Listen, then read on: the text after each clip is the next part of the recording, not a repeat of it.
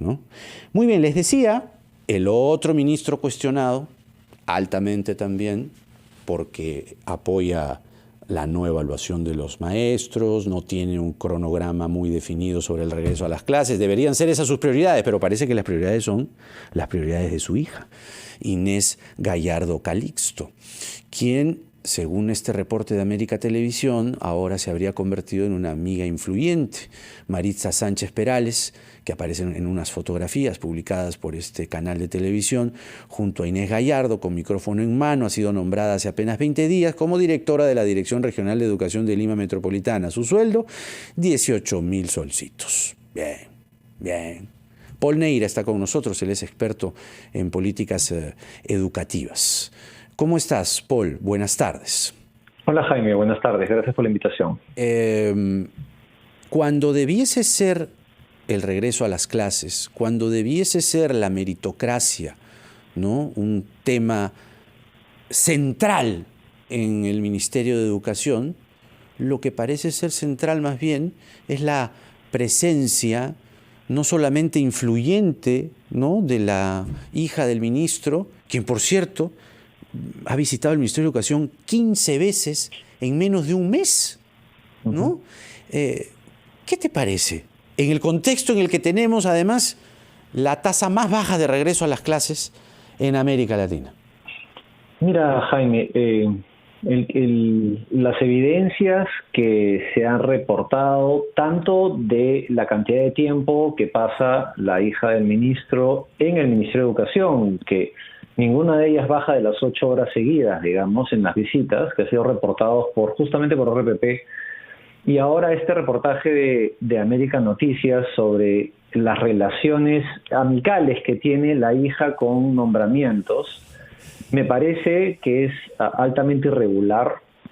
Son indicios de una cuestión que creo que tiene que aclararse. Creo que el ministro tiene que salir a explicar no solo sus decisiones, porque recordemos de que tú mencionaste a la directora regional de educación de Lima de Metropolitana, pero también está la jefa de seguimiento y evaluación estratégica, que es la que ve todo el tema del seguimiento y la ejecución del presupuesto dentro del ministerio. Carolina Lizano Espinosa, 15.000 solcitos. Y la directora de educación primaria, la directora de primaria, que es la profesora Cecilia Estrada, que todas tienen relación amical y que también reporta el portal que han trabajado juntas. Sí. Es decir, Inés ha trabajado con estas personas. Sí. Y todos estos nombramientos se han dado, digamos, ya en la gestión del ministro Gallardo. Entonces, esta confluencia de elementos es más que sospechosa. Y, de nuevo, la lógica es que las personas que van a asumir este nivel de responsabilidad en un sector muy complicado y que además está enfrentando probablemente la crisis más grande dentro de la historia republicana, que es lo que estamos viviendo ahorita, sí es importante que haya una aclaración de si es la idoneidad de estas personas y la experiencia que justifique el nombramiento y no necesariamente, digamos, otras razones que tiene que explicarlas el ministro al final del día, ¿no? O sea, y por allí se trata de explicar de que, es más, el ministro hizo un tuit con una fotografía con su hija diciendo que ella había renunciado a su carrera magisterial, porque ella es profesora, para dedicarse, para cuidar su alimentación, que es una persona mayor de 81 años, pero de nuevo, cuando uno ve esto, no se colige, no hay una correlación entre el tiempo que permanece en el ministerio. Hay situaciones en las cuales entra a las 7 de la mañana y sale a las 9 de la noche, respecto al cuidado que él menciona. Entonces ahí hay un descalce de explicación que tiene que ser explicada. Él es la máxima autoridad en el sector de educación y tiene que explicar qué es lo que está pasando, ¿no? Permítenos ir a nuestros titulares, escuchar a nuestros anunciantes. Tenemos un segmento más, Paul, para hablar de lo que en realidad no se está haciendo, ¿no? Claro, el ministro dice que su hija lo tiene que cuidar, su alimentación, que en fin, es un hombre de 81 años. Sí, bueno, pero está el país esperando también, ¿no? Y los niños están esperando. Vamos a regresar en unos instantes. Está con nosotros Paul Neira, especialista en temas educativos, hablando del sector de educación, el más importante, pero el más relegado hoy por hoy en el Perú. Una pena. Ya venimos. La 1:36 p.m. Continuamos en la rotativa del aire, hoy viernes 5 de noviembre del 2021. Mi nombre es Jaime Chincha y los acompaño hasta las 3 por RPP, la voz de todo el Perú. Estamos conversando con Paul Neira, educador, a propósito de los contratos irregulares en el Ministerio de Educación que involucran a la hija del ministro Gallardo, donde además tenemos que la hija del ministro Gallardo, Inés Gallardo Calixto, acumula un total de 26 horas de presencia de visitas a su padre en el Ministerio de Educación en la última semana. Lo ha visitado en 15 ocasiones en menos de un mes. Bueno, uno diría, lo va a cuidar, ¿no? Como publicó la foto en el Twitter, ellos ahí en un gesto amoroso, ¿no? Padre, hija, todo bien. Pero ahora resulta que no es solamente las visitas, sino también ahora resulta que ha contratado a 3 personas, o ella ha sido quien influyó, porque son muy cercanas, amigas, ¿no?, de ella.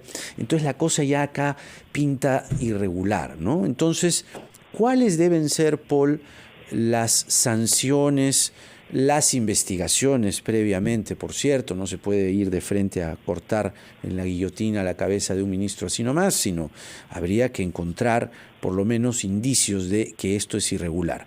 ¿Cuáles serían para ti? A ver, justo antes de eso, Jaime, efectivamente, el problema que se genera a partir de la evidencia que está saliendo de investigación sobre este caso, cubre con un manto de duda un conjunto no solo de las que se han identificado, que son esas 3 que ha salido en el portal de América Noticias, que además fue consultada en su momento en el reportaje a la hija del ministro, preguntándole por qué iba tanto tiempo, cuál era la razón, y no fue muy clara en su respuesta. Al final terminó diciendo que era un tema de familia, pero vuelvo al punto que es que cubre con un manto de duda digamos, los nombramientos, ¿no? Y yo quiero aquí mencionar uno más que no está en el reportaje, pero que también ha sucedido en estos días, que es el nombramiento de la directora general de desarrollo docente. ¿Por qué es importante esto? Viene a colación al comienzo de la entrevista, antes de la pausa, del tema de la evaluación docente y la meritocracia, que lo mencionaste tú. La directora general de desarrollo docente tiene a su cargo el proceso de evaluación de desarrollo de los docentes en todo el país. Recordemos que hay varios tipos de evaluación docente. Hay la evaluación que tiene que ver con el entrar a la carrera docente. Y el ministro como que no es muy... No lo alienta mucho la idea de las evaluaciones. No, de sus declaraciones en la conferencia de prensa hace 2 semanas, efectivamente no está muy de acuerdo, digamos, con estos procesos. No, pues no le gusta la meritocracia. Y claro, la meritocracia es una palabra que tiene un conjunto de contenidos detrás. Yo voy a un paso atrás, si quieres, Jaime, con el tema siguiente, y es que detrás de la meritocracia está la elección de los mejores docentes para nuestros hijos. Exacto. Y es el principio de calidad educativa y es una mejora constante en la cual el sistema va aprendiendo. Uno puede discutir, mejorar, si quieres, el proceso de evaluación, pero lo que no se puede poner en cuestionamiento es que el proceso de educación asegura una calidad o procesos que ayudan a que eso suceda.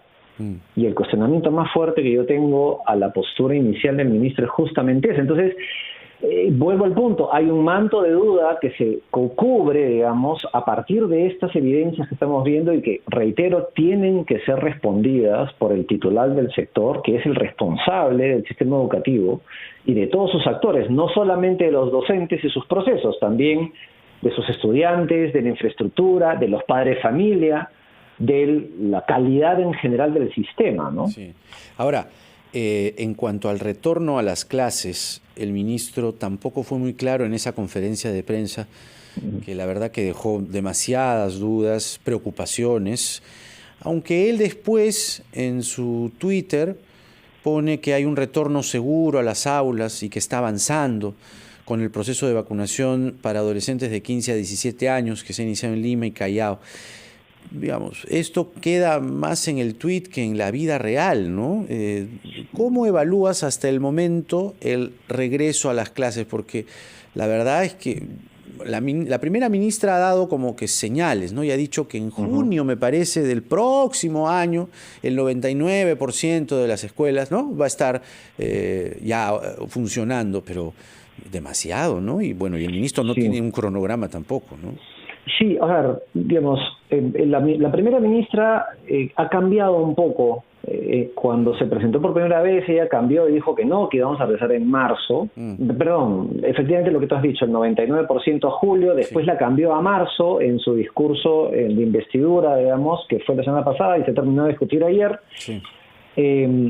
Y el día de hoy, en un programa de radio, también le preguntaron sobre el regreso a clases y dijo, estamos avanzando. Entonces, la pregunta que queda dando vueltas en este asunto es, ¿qué significa estamos avanzando? ¿Significa que vamos a seguir avanzando al ritmo que hemos tenido los últimos 8 meses, que hemos avanzado 1.25% de aulas abiertas en el país para las clases presenciales o semipresenciales? Si seguimos ese ritmo o ese ratio, vamos a llegar a marzo con el 15 o 17%. Es absurdo.